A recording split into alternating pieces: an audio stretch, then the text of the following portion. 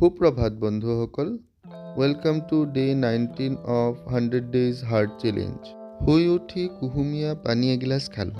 ইয়াৰ পিছত শ্ৰীমতীক বাছত উঠাই দি থৈ আহিলোঁ। উভতি আহি চকিডিঙি ফিল্ডত ফ্ৰী হেণ্ড এক্সাৰচাইজসমূহ কৰি ল'লোঁ। ইয়াৰ পিছত ফিল্ডত অলপ ৱাক কৰিলোঁ আৰু অলপ ৰানিং কৰিলোঁ। ঘৰলৈ উভতি আহি গা ধুলোঁ আৰু ভগৱানক সেৱা জনালোঁ।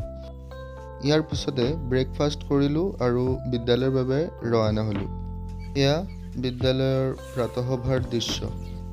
আজি ইংৰাজী পিৰিয়ডৰ নতুন কিছুমান এক্টিভিটি ছাত্ৰ ছাত্ৰীসকলক শিকালোঁ। দুপৰীয়া 12 বজাত মধ্যাহ্নভোজন দিয়া হৈছিল।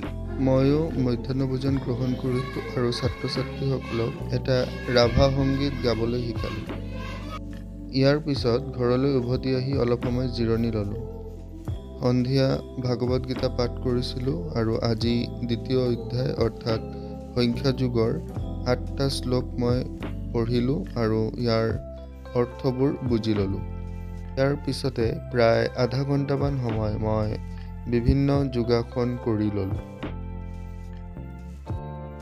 আমি সদায় যদি যোগাসন কৰোঁ, আমাৰ শৰীৰৰ লগতে আমাৰ মনো ভাল থাকে। আৰু এয়া হ'ল আজিৰ চেলফি। ধন্যবাদ।